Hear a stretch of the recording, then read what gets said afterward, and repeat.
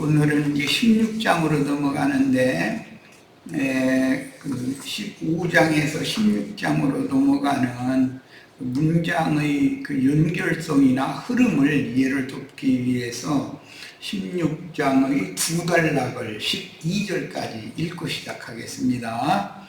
자, 읽습니다. 바리새인과 사두개인들이 와서 예수를 시험하여 하늘로부터 오는 표적 보이기를 청하니 예수께서 대답하여 이르시되 너희가 저녁에 하늘이 붉으면 날이 좋겠다 하고 아침에 하늘이 붉고 흐리면 오늘은 날이 굳겠다 하나니 너희가 날씨는 분별할 줄 알면서 시대의 표적은 분별할 수 없느냐.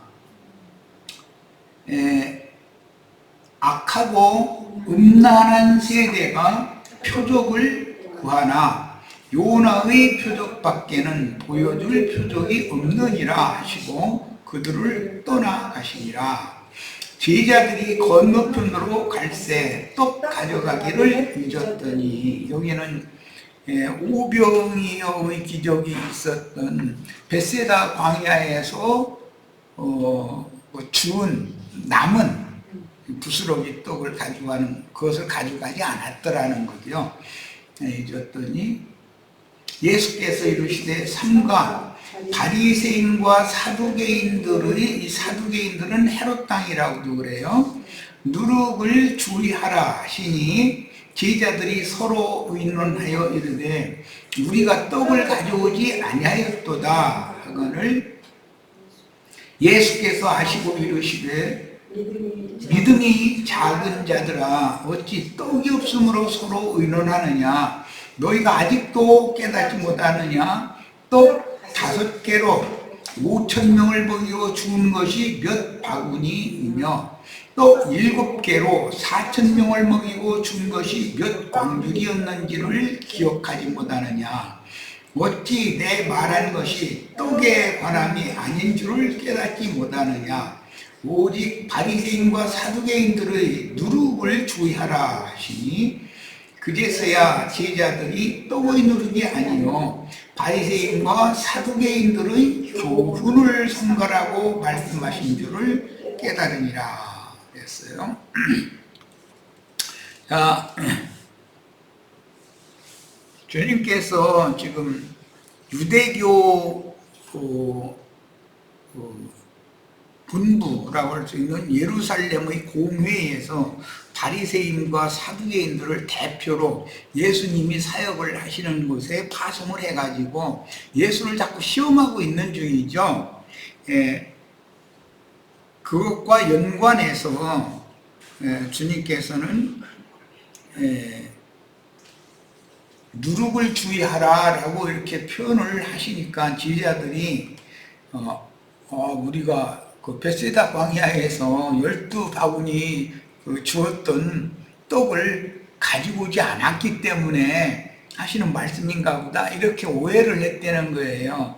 그러니까 주님이 이제도 알아듣기 쉽게 설명하느라고 삼가서 바리새인과 사두개인들의 누룩을 주의하라라고 이렇게 구체적으로 설명을 했어요. 그 말은 하나님의 말씀을 변개시켜서 장로들의 유전으로, 예를 들어 고르반 율법과 같이 그렇게 변개시킨 사람의 교훈을 섞어서 하나님 말씀에 섞어서 가르치는 유대교의 교리들을 주의하라 그런 말인데 제자들은 아직 주님이 말씀하시는 의도를 이해가 안 됐다 그런 말이죠 지금. 그러니까 구약 성경에서 6월절에 이어지는 무교절 그 7일 동안을 절기를 지켜야 되는데 온 그 집안이나 뭐 주위에 그 누룩을 전부 다 없애야 되는 그런 절기인 것이죠.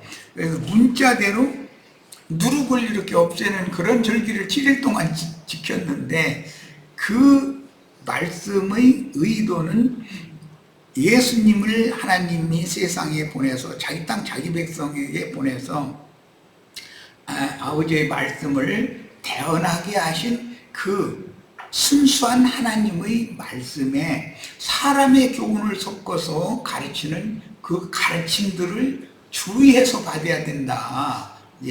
이렇게 무교절이라는 것이 뭘 의미하는지를 설명을 해 주신 거죠. 오늘 우리도 지금 무교절을 지켜야지요. 근데 무교절을 지키는데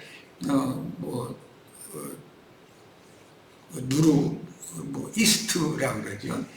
효무제. 그런 것을 집에서 이게 멀리 하면 되는 걸로 지키면 안 맞다는 것이죠. 기독교계의 조직신학 교리, 목사들이나 신부들이 기독교계를 가르치면서 기독교계 신자들을 세뇌시키는, 이제 성경에서는 인을 친다 이렇게 표현하는데 세뇌시킨다는 말이죠. 그런데 요즘에는 영어로 가스라이팅 한다고 이제 이러더만,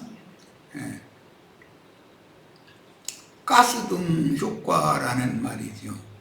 그 평야지대에는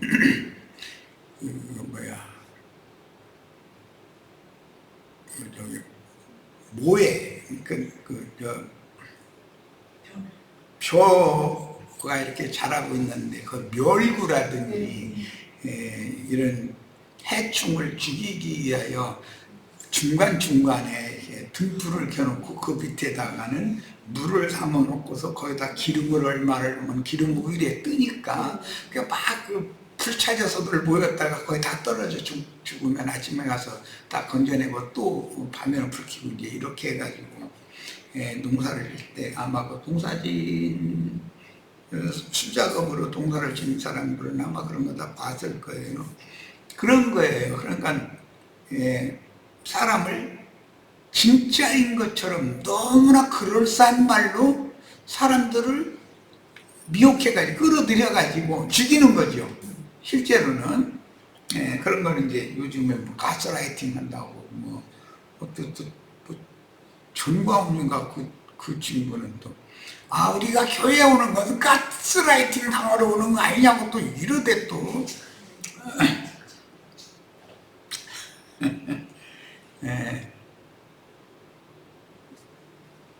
진리로 진리의 성령께서 우리 심령에 하나님의 말씀으로 인을 쳐주셔야 되는 것이지, 장로들의 유전을 가지고 인을 쳐놓으면은 하나님 말씀이 안 들리는 거죠. 그것이 가리기 때문에. 그런 것을 지금 주님께서는 제자들에게 이걸 인식시키고자 한다. 문장의 흐름에 대해서는 이 정도 설명을 하겠습니다. 자, 오늘 우리가 나눌 말씀의 그 주제는 요나의 표적을 이루신, 앞에는 사흘길에 대한 얘기가 계속 나왔었죠. 요나의 표적이라는 게 사흘길에 대한 표적인 거잖아요. 요나의 표적을 이루신 예수님의 그 사역과 때와 시기, 때와 기한의 징조, 표적들에 대해서 우리가 예수님 오셨을 당시의 그 유대 교인들이나 제자들만이 아니고 오늘 우리도 기독교인들이나 기독교계에서 나와서 순수한 진리 말씀만을 따라가기를 원하는, 성령의 인침을 받기를 원하는, 다른 교훈을 배격할 수 있는 분별력이 있는 성도들이라도 이런 말씀을 통해서 요나의 표적, 사흘길이라는 것이 결국 유대교인들이 예수님께 표적을 보여주기를 요구하니까 예수님은 나는 요나의 표적 외에는 보여줄 게 없다, 이제 이렇게 표현하셨죠. 그러면 이 문장의 상관관계와 흐름에 대해서 일단 마음에 잘 담아두시고 나누고자 하는 말씀을 잘 집중력 있게 들으시길 바랍니다.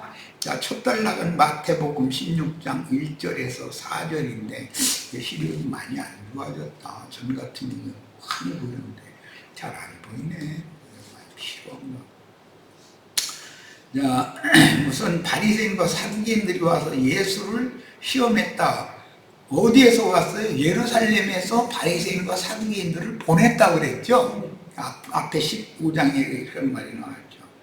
예, 그들은 이단 간별사로 파송받은 자들이니까 유대교의 아주 장로들의 유전에 대해서는 너무나 해박한 지식을 갖고 있는 사람들이겠죠. 예, 시험을 하기 위하여 예수님께 청한다 그랬는데 요구하는 게 뭐냐면 하늘로부터 오는 표적을 좀 보여주세요 이렇게 표현을 했어요. 이 말은 예수님이 많은 무리들을 몰고 다니니까 시기심으로 하는 말인데, 그러니까 시험하느라 하는 말이라고 표현한 건데, 예, 그들은 문자대로 때가 차면 예언된 메시아가, 구약 성경 여러 군데에서 예언된 메시아가 오셔서 세상을 새롭게 할 거라고 하는 기대를 가지고 있었어요. 그런데 그들이 생각하는 건 이스라엘 나라가 세상적으로 이렇게 잘 되고 로마의 그런 압제나 학대로부터 그런 핍박으로부터 자유로운 강대 국가가 되는 이제 그런 걸 추구를 했지만 어쨌든 메시아의 때를 기다렸었단 말이에요. 그 사람들은 대대로. 그런데 당신이 진짜 하나님의 아들이라면, 당신이 메시아라면 하늘로부터 오는 표적을 좀 우리에게, 우리는 표적을 봐야 믿겠습니다 이 말이죠. 바울 사도가 이제 유대인들의 믿음은 무엇을 구한다겠어요? 표적을. 유대인들은 표적을 구해요. 헬라인들은 지혜를 찾는다. 지식을 이제 구하는 거예요. 예, 이것이 그때 당시 유대인들은 지금 끊임없이 표적을 구하는 거예요. 오병이어의 표적을 구했고, 귀 먹고 눈이 안 보이고, 또는 말 못하는 벙어리, 또는 애굽의 각색 질병들 있는 사람마다 다 데리고 오면 다 고쳐줬잖아요. 문둥병도 고쳐주고 유출병도 고쳐주고 다. 그러면 그것만 봐도 주님이 증거하는 말씀에 대해서는 이해가 안 되더라도 주님이 하시는 일을 보고는 믿어야 되는 것이잖아요. 그런데 표적을 한 번, 두 번 보인 것이 아님에도 이미 보인 표적 외에 다른 표적을 또 보이라고 자꾸 요구를 하는 거예요. 그러니까 이제는 너희한테는 표적 안 보일 거야. 그 대신 요나의 표적을 보일 거야. 이렇게 말씀하신 거예요. 이 말은 15장 앞에서 그 사흘길과 그 관계가 되는 얘기죠. 자, 이게 문장의 흐름을 잘 이해를 하시기를 바랍니다. 일기, 경험상으로 오늘 저녁에 해무리를 해서 해가 짙은 구름 속으로 이렇게 들어가는 것을 보면 오늘 밤 늦게나 내일부터는 당연히 비가 온다라고 누구나 다 아는 거예요, 경험상으로. 그런데 아침에 봤더니 하늘이 맑아. 동쪽 하늘이 빨갛게 해가 올라오는 것이 보이고 맑아 하늘이. 그럼 오늘 날 좋겠구만. 그건 경험상 다 알지 않냐 이거예요. 이제 그래서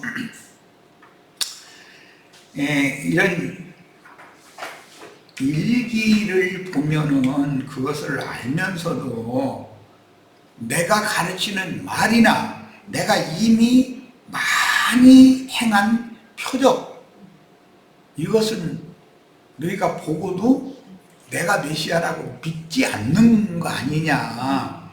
이것은 메시아의 때에 대해서 아무리 표적을 보여줘도 메시아의 때에 대해서 그들이 너무 오해하고 있기, 자기네들 방식의 메시아를 지금 기다리기 때문에 예수님이 지금 또 표적을 또 만약에 어떤 병자 그럼 데리고 와봐 내가 이렇게 고쳐줄게, 만약에 그렇게 해서 했다고 해도 안 믿는다 이거예요. 여전히 이 사람들은 왜 안 믿느냐, 이게 귀가 막히고 눈이 막히고 전체가 다 이렇게 하늘을 향해서 모든 것이 닫혀 있는 거예요. 사람의 상태가 뭘로?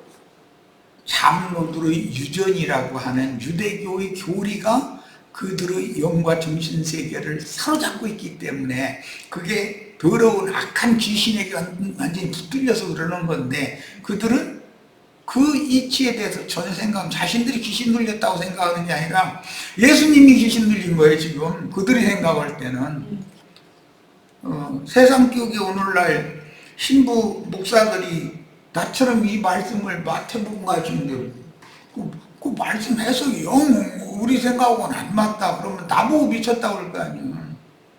바불사도 보고도 미쳤다 했고 예수님 보고도 미쳤다 했잖아요 다. 그런데 가장 정신이 건전하고 온전한 분은 예수님이고 바울이잖아요. 미쳤다고 하는 사람들이 미쳤던 거지. 오늘날도 똑같을 거다라는 이제 이걸 염두에 두셔야 되겠어요. 자, 예루살렘 공회에서 파송한 자들, 바리새인, 사두개인이라는 건 헤롯 땅이라고 그래요. 자들이 예수가 메시아인 일을 시험함으로 예수께서 보이신 요나의 표적은 사골길의 성취다. 창세로부터 감추인 천국의 비밀 중에서 시대의 전환을 알리는 표적이 요나의 표적이었던 것이다. 이 사울길이라는 것은 예수님은 지금 창세기 1장을 염두에 두시는 말이에요. 창세기 1장은 첫째 날, 둘째 날, 사흘 되던 날이 있죠. 넷째 날에 하늘의 궁창에 큰 광명체 2개, 많은 작은 광명체들을 두어가지고 밤과 낮을 구분하게 하고 일자와 사시와 연한을 구분하게 하고 이렇게 한 날은 넷째 날이잖아요. 그러면 넷째 날, 다섯째 날, 여섯째 날까지는 일하는 기간이잖아요. 하나님이 일하시는 기간이죠. 그러면 넷째 날부터 인간들이 기수하는 태양력이나 태음력이나 큰 광명 2개라는 게 하나는 해니까 태양력일 거고 태음력이 한 달이니까 이제 태음력일 건데, 그런 인간 세상의 시간 계산을 하는 그 시간 계산은 넷째 날부터 들어가는 거 아니에요. 그럼 첫째 날, 둘째 날, 셋째 날은 그럼 그때는 시간이 없었냐 이 말이에요. 분명히 시간이 있었지. 그래서 그 사흘 되던 날까지의 시간은 영원한 하나님, 영생이신 하나님, 영세에 관한 시간이기 때문에 그건 하나님의 시간이지 인간의 시간이 아니잖아. 물리적인 시간이 아니니까. 그래서 앞에 그 사흘길과 넷째 날, 다섯째 날, 여섯째 날 사흘길이 이게 겹쳐진다 이래요. 3과 3이라는 것이. 그리고 일이 마치면, 하나님의 일이 마치면 하루 이제 안식이 오는 거죠. 자, 이런 원리는 내가 창세기 강의 때 이미 아주 이제 여러 모양으로 설명을 해놨는데, 영원하신 하나님의 일이 인간 세상에 사도들을 보내서, 증인들을 보내서 예수님으로서 그 일이 다 끝나는 것이 아니고, 사도들을 또 세상에 보내서 주님께서 하시던 일을 겹쳐서 하게 마련이다 이거예요. 그렇게 해서 여섯째 날까지 하나님의 일을 계속 해야 된다는 것이란 말이에요. 그런데 실제는 이 여섯째 날까지라는 것은 앞에 3일, 뒤에 3일이 나눠지는 거다는 거죠. 뒤에 3일은 넷째 날 이후에 인간들이 생각하는 시간이와 인간들이 생각하는 어떤 영역이 나눠지는 것이란 말이에요. 하나님은 영원한 분이시고 하나님은 시간도 공간도 다 초월하는 분이니까 시간이나 공간에 이것을 지려와야 되는 인간의 일이 하나님의 일과 이게 당연히 겹쳐져야 되잖냐 이 말이에요. 이제 여기에서부터 흔히 이제 말하는 수를 가지고 암호화된 하나님의 의도를 인간들에게 전달하는 걸 보고 이제 게마트리아라고 한다고 그랬었죠. 이 숫자 개념과 수를 통해서 하나님의 비밀한 뜻을 인간들에게 말씀하시는 어떤 그 숫자에 대해서 사람들이 이해하고 알 필요가 있다는 거예요. 성경이니까.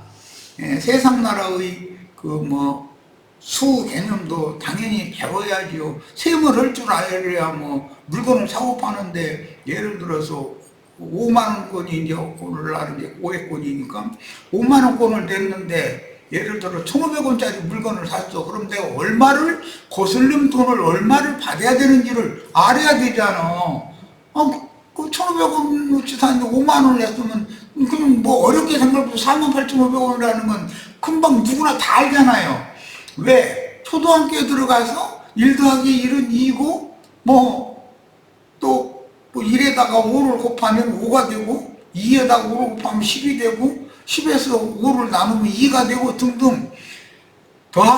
덧셈, 뺄셈, 곱셈, 나눗셈이라고 하는 기본수, 산수, 계산하는, 수를 계산하는 법을 초등학교에서 다 배우잖아요. 초등학교는 대한민국 국민이면 의무교육이기 때문에 그거 안 가면 안 된단 말이에요. 아이가 나이가 됐는데, 예를 들어서 만 7세가 됐는데 학교 입학통지를 보내도 안 와. 그러면 교육부에서 교육 공무원이 조사 나가잖아요. 그 집에 나가지고 그 아버지 어머니 막 벌금 내야 되고. 왜냐면 국가의 법으로 의무적으로 이걸 초등학교는 법적으로 의무적으로 공부를 해야 되니까. 그래야 국민들의 생활이 되니까 국가가 그걸 강제로 가르치는 거지 않겠어요. 이와 같이 하나님의 세계에서도 이 수의 기본 개념, 그거 보고 이제 그 기수라고 그러는데 기본수다 이거예요.